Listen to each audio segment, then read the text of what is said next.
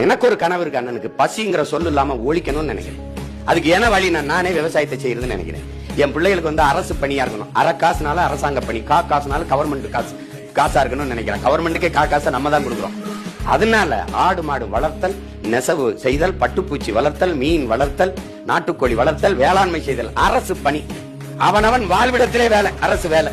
நீ அங்கே இரு. நீ எப்படி சீமான் வளர்வாய்? நிலமும் வளமும் சார்ந்த தொழிற்சாலைகள், வேலை வாய்ப்பு, வளர்ச்சி. 5000 ஏக்கர்ல கரும்புல இருந்து பிரேசன் மாதிரி எத்தனை நாள் பெட்ரோல், அதுல கார் தான் ஓட்டணுங்கிறது இல்ல, அதுல இருந்து மின்சாரம் தயாரிக்கலாம், எல்லாம் தயாரிக்கலாம். உங்களுக்கு கரும்புல இருந்து சக்கரை, நாட்டு சக்கரை, வெல்லம், கரும்பு சக்கையில இருந்து சாப்பிடுற தட்டு, எத்தனை தொழிற்சாலை வருது?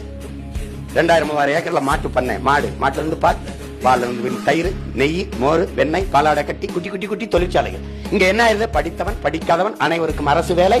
இனி படிக்காதவரே இல்லை என்ற நிலையை உருவாக்குவது எங்களின் அடுத்த வேலை. புரியுது?